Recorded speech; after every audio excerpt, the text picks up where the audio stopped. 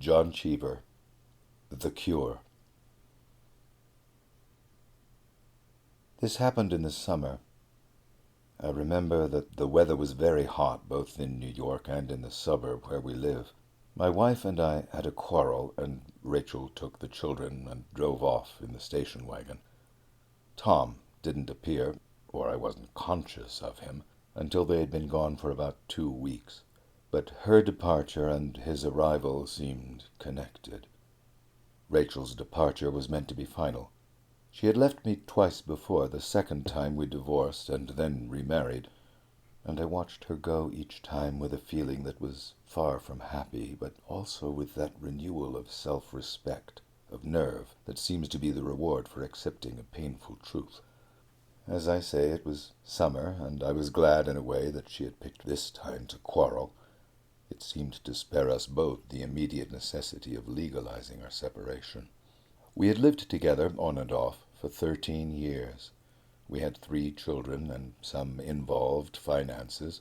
I guessed that she was content, as I was, to let things ride until September or October. I was glad that the separation took place in the summer, because my job is most exacting at that time of year, and I'm usually too tired to think of anything else at night, and because I'd noticed that summer was for me the easiest season of the year to live through alone.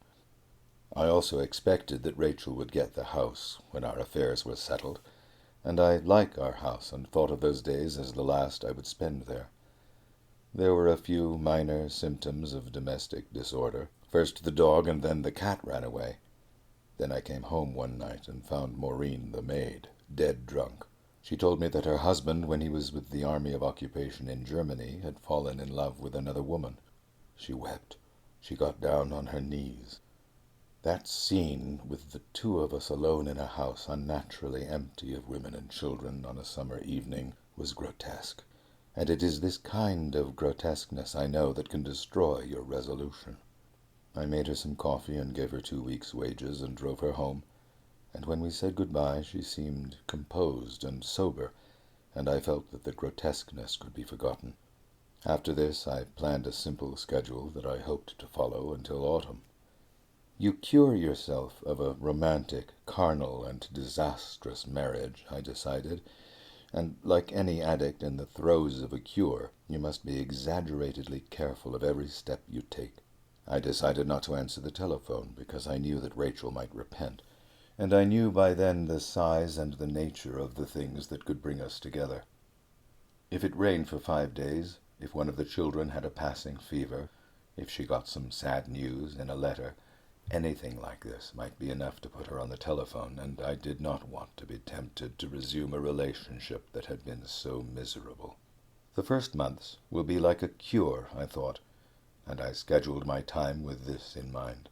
I took the 8:10 train into town in the morning and returned on the 6:30. I knew enough to avoid the empty house in the summer dusk, and I drove directly from the station parking lot to a good restaurant called Orfeo's. There was usually someone there to talk with, and I'd drink a couple of martinis and eat a steak. Afterward, I'd drive over to the Stony Brook drive-in theater and sit through a double feature. All this, the martinis and the steak and the movie, was intended to induce a kind of anesthesia, and it worked. I didn't want to see anyone outside the people in my office. But I don't sleep very well in an empty bed, and presently I had the problem of sleeplessness to cope with. When I got home from the movies, I would fall asleep, but only for a couple of hours. I tried to make the best of insomnia. If it was raining, I listened to the rain and the thunder. If it wasn't raining, I listened to the distant noise of trucks on the turnpike, a sound that reminded me of the Depression when I spent some time on the road. The trucks came gunning down the turnpike, loaded with chickens or canned goods or soap powder or furniture. The sound meant darkness to me, darkness and headlights, and youth, I suppose, since it seemed to be a pleasant sound. Sometimes the noise of the rain or the traffic or something like that would distract me, and I would be able to go to sleep again, but one night nothing at all worked, and at 3 a.m. I decided to go downstairs and read. I turned on a light in the living room and looked at Rachel's books. I chose one by an author named Lin Yutang and sat down on a sofa under a lamp. Our living room is comfortable. The book seemed interesting. I was in a neighborhood where most of the front doors were unlocked, and on a street that is very quiet on a summer night. All the animals are domesticated, and the only night birds that I've ever heard are some owls way down by the railroad track. So it was very quiet. I heard the Barstow's dog bark briefly as if he had been waked by a nightmare, and then the barking stopped. Everything was quiet again. Then I heard, very close to me, a footstep and a cough. I felt my flesh get hard. You know that feeling. But I didn't look up from my book, although I felt that I was being watched. Intuition and all that sort of thing may exist, but I'm happier if I discount it. And yet, without lifting my eyes from the book, I knew not only that I was being watched, but that I was being watched from the picture window at the end of the living room, by someone whose intent was to watch me and to violate my privacy. Sitting under a bright lamp, surrounded by the dark, made me feel defenseless. I turned a page and pretended to go on reading. Then a fear, much worse than the fear of the fool outside the window, distracted me. I was afraid that the cough and the step and the feeling that I was being watched had come from my imagination. I looked up. I saw him all right, and I think he meant me to. He was grinning. I turned off the light, but it was too dark outside, and my eyes were too accustomed to the bright reading light for me to pick out any shape against the glass. I ran into the hallway and switched on some carriage lamps by the front door. The light they gave was not very bright, but it was enough for me to see anyone crossing the lawn. But when I got back to the window, the lawn was empty, and I could see that there was no one where he had been standing. There were plenty of places where he could have hidden. There is a big clump of syringa at the foot of the walk that would conceal a man, and there is the lilac and the cut-leaved maple. I wasn't going to get the old samurai sword out and chase him. Not me. I turned out the carriage lights then and stood in the dark, wondering who it could have been. I had never had anything to do with night people, but I know that they exist, and I guessed that he was probably some cracked old man from the row of shanties by the railroad tracks, and perhaps because of my determination, my need to put a pleasant or at least a calm face on everything, I even managed to think compassionately of the old man who was driven in senescence to leave his home and wander at night in a strange neighborhood at the mercy of dogs and policemen, only to be rewarded in the end by the sight of a man reading Lin Yutang, or a woman feeding pills to a sick child, or somebody eating chili con carne out of the icebox. As I climbed the dark stairs, I heard thunder, and a second later a flux of summer rain inundated the county, and I thought of the poor prowler and his long walk home through the storm. It was after 4 then, and I lay in the dark listening to the rain and to the morning trains coming through. They come from Buffalo and Chicago and the far west, through Albany and down along the river in the early morning, and at one time or another I've traveled on most of them. And I lay in the dark thinking about the polar air in the Pullman cars, and the smell of night clothes, and the taste of dining car water, and the way it feels to end a day in Cleveland or Chicago and begin another in New York, particularly after you've been away for a couple of years, and particularly in the summer. I lay in the dark, imagining the dark cars in the rain, and the tables set for breakfast, and the smells. I was very sleepy the next day, but I got my work done and dozed on the train coming home. I might have been able to go to sleep then, but I didn't want to take any chances, and I followed the routine of going to Orfeo's and then to the movies. I saw a terrible double feature. The pictures stupefied me, and I did go to sleep as soon as I got into bed. But then the telephone woke me. It was 2:00. I lay in bed until the phone stopped ringing. I knew I was too wakeful then for any night sounds, the wind or the traffic, to make me sleepy, and I went downstairs. I didn't expect that the peeping Tom would return, but my reading light was conspicuous in the dark neighborhood, so I turned on the carriage lamps by the door and sat down again with the book by Lin Yutang. When I heard the Barstow's dog bark, I put down my book and watched the picture window to assure myself that the peeping Tom was not coming, or if he should come, to see him before he saw me. I didn't see anything at all. But after a few minutes I experienced that terrible hardening of the flesh, that certainty that I was being watched. I picked up my book again, not because I intended to read, but because I wanted to show him that I was indifferent to the fact that he had returned. Of course, there are many other windows in the room, and I wondered for a minute which one he had taken up his stand at this night. Then I knew. And the fact that he was behind me, that he was at my back, frightened and exasperated me, and I jumped up without turning off the lamp and saw his face in the narrow window above the piano. "Get the hell away from here," I yelled. "She's gone. Rachel's gone. There's nothing to see. Leave me alone." I ran to the window, but he had gone. And then, because I had been shouting at the top of my lungs in an empty house, I thought that perhaps I was going crazy. I thought again that I might have imagined the face at the window, and I got the flashlight and went outside. There is a flower bed under the narrow window. I looked at this with the flashlight, and he had been there all right. There were footprints in the dirt, and he'd stepped on some of the flowers. I followed his tracks out of the flower bed to the edge of the lawn, where I found a man's patent leather bedroom slipper. It was a little cracked and worn, and I thought it might have belonged to an old man, but I knew it didn't belong to any servant. I guessed that Tom was one of my neighbors. I heaved the slipper over my hedge towards where the Barstows have a compost heap, and went back to the house and turned off the lights and went upstairs. During the next day I thought once or twice of calling the police, but I couldn't make up my mind. I thought about it again that night while I was standing at the bar at Orfeo's, waiting for them to cook my steak. The situation on the surface was ridiculous, and I could see that, but the dread of seeing his face in the window again was real and cumulative, and I didn't see why I should have to endure it, particularly at a time when I was trying to overhaul my whole way of living. It was getting dark outside. I went to the public telephone then and called the police. Stanley Madison, who sometimes directs traffic at the station, answered.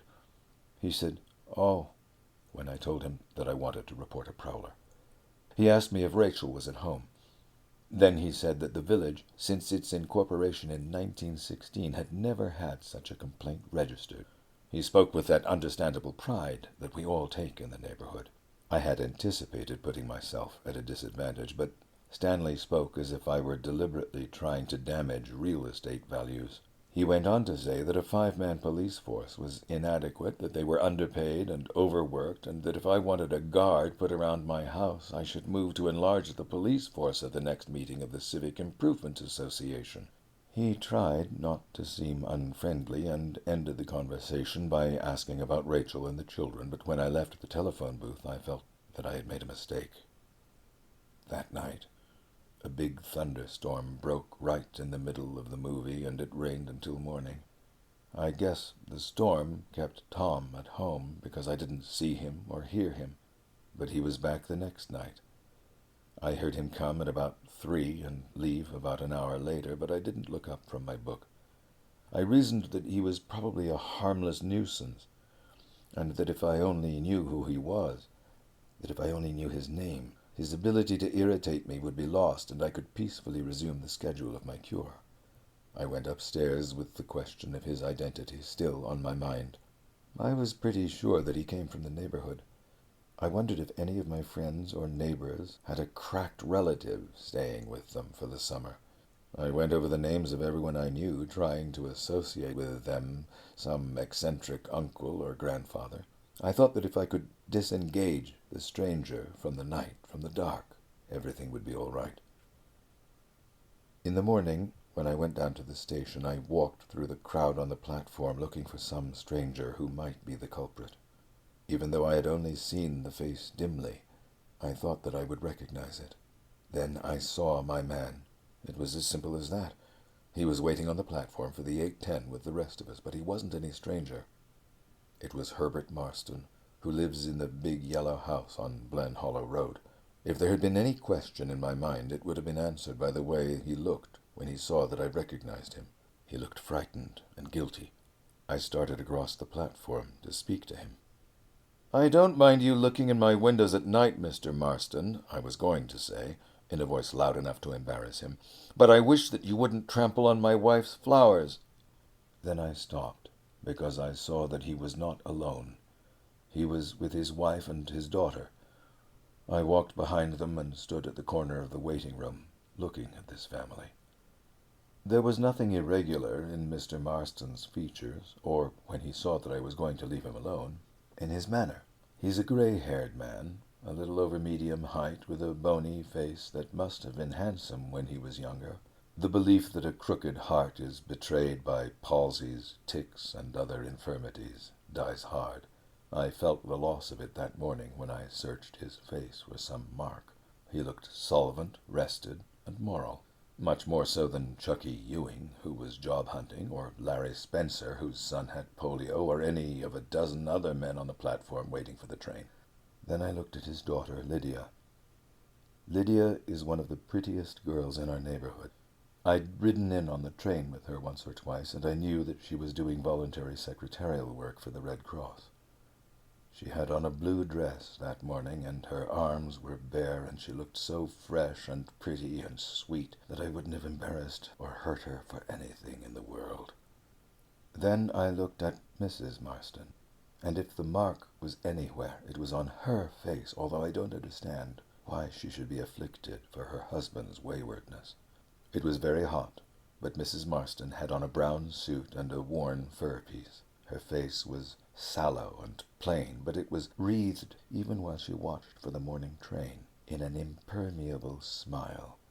It was a face that must have seemed long ago cut out for violent, even malevolent passion. But years of prayer and abstinence had expunged the inclination to violence, I thought, leaving only a few ugly lines at the mouth and the eyes, and rewarding Mrs. Marston with an air of adamant and fetid sweetness. She must pray for him, I thought, while he wanders around the backyards in his bathrobe. I had wanted to know who Tom was, but now that I knew, I didn't feel any better. The graying man and the beautiful girl and the woman standing together made me feel worse. That night I decided to stay in town and go to a cocktail party. It was in an apartment in one of the tower hotels, way, way, way up. As soon as I got there, I went out onto the terrace, looking around for someone to take to dinner. What I wanted was a pretty girl in new shoes, but it looked as if all the pretty girls had stayed at the shore. There was a gray-haired woman out there, and a woman with a floppy hat, and Grace Harris, this actress I've met a couple of times. Grace Harris is a beauty, a faded one, and we've never had much to say to one another, but that night she gave me a very cordial smile. It was cordial, but it was very sad, and the first thing I thought of was that she must have learned that Rachel had left me. I smiled right back at her and went into the bar where I found Harry Purcell. I had some drinks and talked with him. I looked around the room a couple of times, and each time I saw Grace Harris giving me this sad, sad look. I wondered about it, and then I thought she had probably mistaken me for somebody else. A lot of those ageless beauties with violet eyes are half-blind, I know, and I thought that perhaps she couldn't see across the room. It got late, but there weren't any claims on my time, and I went on drinking. Then Harry went to the bathroom, and I stood alone at the bar for a couple of minutes, but that was too long. Grace Harris, who was with some people at the other end of the room, came over to me. She came right up to me and put her snow-white hand on my arm. "You poor boy," she murmured. "You poor boy." I'm not a boy, and I'm not poor, and I wished the hell she would get away. She has a clever face, but I felt in it that night the force of great sadness and great malice. "I see a rope around your neck," she said sadly. Then she lifted her hand off my coat sleeve and went out of the room, and I guess she must have gone home because I didn't see her again. Harry came back, and I didn't tell him what had happened, and I tried not to think much about it myself. I stayed at the party too long and got a late train home. I remember that I took a bath and put on pajamas and lay down. As soon as I shut my eyes, I saw this rope. It had a hangman's noose at the end of it, but I'd known all along what Grace Harris had been talking about. She'd had a premonition that I would hang myself. The rope seemed to come down slowly into my consciousness. I opened my eyes and thought about the work I had to do in the morning, but when I shut my eyes again, there was a momentary blankness into which the rope, as if it had been pushed off a beam, fell and swung through space. I opened my eyes and thought some more about the office, but when I shut them, there was the rope, still swinging. Whenever I closed my eyes that night and tried to go to sleep, it felt as though sleep had taken on the anguish of blindness, and with the visible world gone, there was nothing to keep the arbitrary rope from occupying the dark. I got out of bed and went downstairs and opened the Lin Yutang. I had only been reading for a few minutes when I heard Mr. Marston in the flower garden. I thought I knew at last what he was waiting to see. This frightened me. I turned off the light and stood up. It was dark outside the window, and I couldn't see him. I wondered if there was any rope in the house. Then I remembered the painter on my son's dinghy in the cellar. I went into the cellar. The dory was on sawhorses, and there was a long painter on it, long enough for a man to hang himself by. I went upstairs to the kitchen and got a knife and hacked the painter off the boat. Then I got some newspapers and put them into the furnace and opened the drafts and burned up the rope. Then I went upstairs and got into bed. I felt saved. I don't know how long it had been since I had had a good night's sleep, but I felt queer in the morning, and although I could see from the window that it was a bright day, I didn't feel up to it. The sky and the light and everything else seemed dim and remote, as if I saw it all from a great distance. The thought of seeing the Marston family again revolted me, so I skipped the 8:10 and took a later train. The image of the rope was still at the back of my mind, and I saw it once or twice on the trip. I got through the morning, but when I left the office at noon, I told my secretary that I wouldn't be back. I had a lunch date with Nathan Shea at the University Club, and I went there early and drank a martini at the bar. I stood beside an old gentleman who was describing to a friend the regularity of his habits, and I had a strong impulse to crown him with a bowl of popcorn, but I drank my drink and stared at the bartender's wristwatch, which was hanging on a long-necked bottle of white creme de menthe. When Shea came in, I had 2 more drinks with him. Anesthetized by gin, I got through the lunch. We said goodbye on Park Avenue. There my martinis forsook me, and I saw the rope again. It was about 2 o'clock on a sunny afternoon, but it seemed dark to me. I went to the Corn Exchange Bank and cashed a check for $500. Then I went to Brooks Brothers and bought some neckties and a box of cigars and went upstairs to look at suits. There were only a few customers in the store, and among them I noticed this girl or young woman who seemed to be alone. I guess she was looking over the stock for her husband. She had fair hair and the kind of white skin that looks like thin paper. It was a very hot day, but she looked cool, as if she had been able to preserve through the train ride in from Rye or Greenwich the freshness of her bath. Her arms and her legs were beautiful, but the look on her face was sensible, humorous, even housewifely, and this sensible air seemed to accentuate the beauty of her arms and legs. She walked over and rang for the elevator. I walked over and stood beside her. We rode down together, and I followed her out of the store onto Madison Avenue. The sidewalk was crowded, and I walked beside her. She looked at me once, and she knew that I was following her, but I felt sure she was the kind of woman who would not readily call for help. She waited at the corner for the light to change. I waited beside her. It was all I could do to keep from saying to her very softly, "Madam, will you please let me put my hand around your ankle? That's all I want to do, madam. It will save my life." She didn't look around again, but I could see that she was frightened. She crossed the street, and I stayed at her side, and all the time a voice inside my head was pleading, "Please let me put my hand around your ankle. It will save my life. I just want to put my hand around your ankle. I'll be happy to pay you." I took out my wallet and pulled out some bills. Then I heard someone behind me calling my name. I recognized the hearty voice of an advertising salesman who was in and out of our office. I put the wallet back in my pocket, crossed the street, and tried to lose myself in the crowd.